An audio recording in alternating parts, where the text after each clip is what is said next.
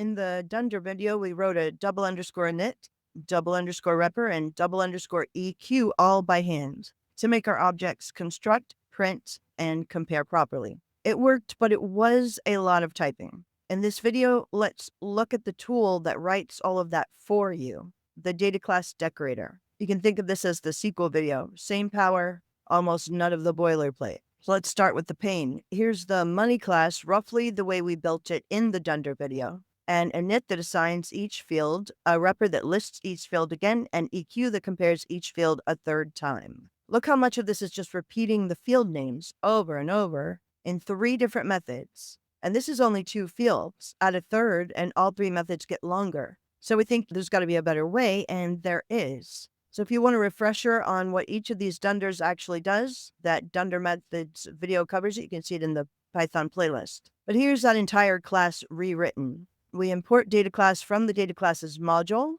We put the data class decorator on top, and then we just list the fields with their types. Dollars is an int, and currency is a string. That's the whole class. 5 lines replacing about 20. You declare what data the class holds, and the decorator generates the rest. Specifically, for free, you now get a working init, a repr, and an EQ. The exact 3 methods we slaved over last time. And it genuinely works. We make a money of 5 USD. Type the variable, and we get a clean repr. Money, dollars equals 5, currency equals USD. And honestly, that's a lot nicer than the repr we hand wrote because it labels every field. Compare 2 equal monies, and we get true. Value-based equality with no EQ method anywhere in our code. The decorator wrote all of it. So let's understand how it knows what the fields are. Each field is just a name and a type hint written at the class level. Dollars : int, currency : string, note : string. The order you write them in is the order the constructor expects its arguments. An important detail, those type hints are not optional here. They're how data class recognizes something as a field. Leave the hint off, and it's not treated as a field.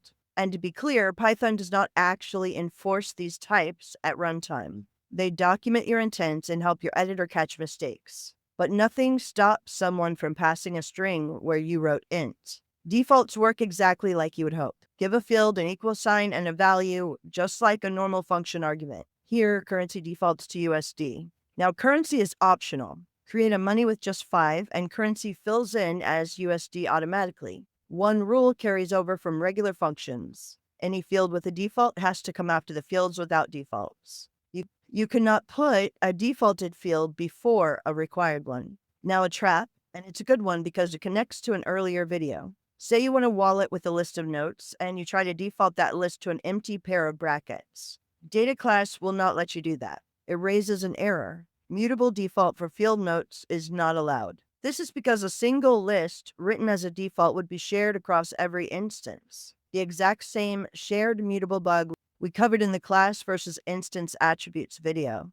Data class knows this is a common mistake, so instead of letting it silently break, it stops you. The fix is something called default factory. So here's the fix. We import field alongside data class, and for the notes field, we say field default factory equals list. The default underscore factory takes a function that builds a fresh value for each new instance. By passing list, every wallet gets its very own brand new empty list. No sharing, no bug. Use this for any mutable default, whether it is a list, a dictionary, a set, or one of your own objects. That field function does more than just factories. It is the knob for fine-tuning how a single field behaves. A few of the most useful options. Repr equals false, hides that field from the generated repr, handy for internal IDs you do not want printed. Compare equals false tells data class to ignore that field in equality and ordering, so 2 objects can be equal even if that field differs.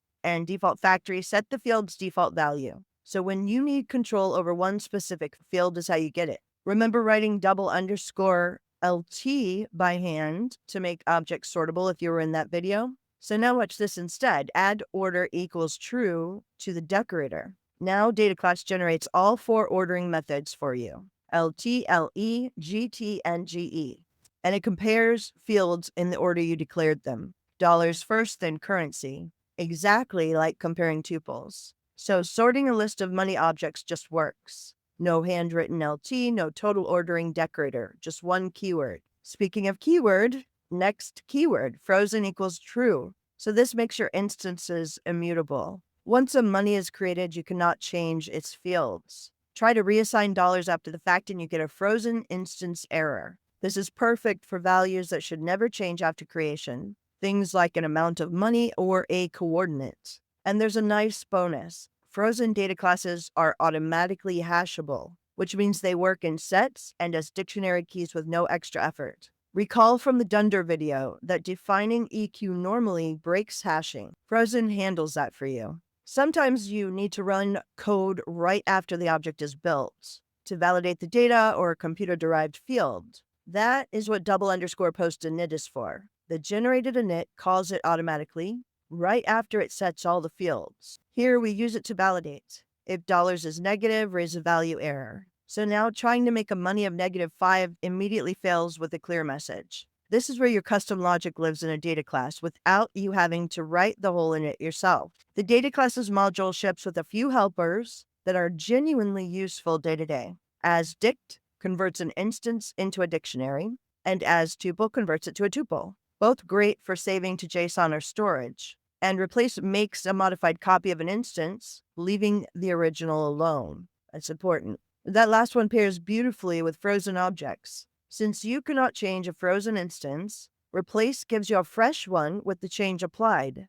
So let's summarize what you actually get. Plain data class gives you init, repr, and EQ. Adding order equals true gives you the 4 comparison methods. Adding frozen equals true makes it immutable and hashable. The field function gives you per field control over repr, comparison, and defaults. Default _ factory gives you safe, mutable defaults. And post init gives you validation and derived fields. So if you pause for a moment and think about it, you'll notice that this is every single dunder from that dunder video, except now it's generated and not handwritten. But you want to display a bit of judgment. You want to think things through a bit because data class is not for every class. It's a great fit when a class mostly holds data, things like records, configs, and result objects. And when you want equality, a clean repr, and maybe sorting without the fuss. It's excellent for value objects that should be frozen. It is maybe not the right tool when a class is mostly behavior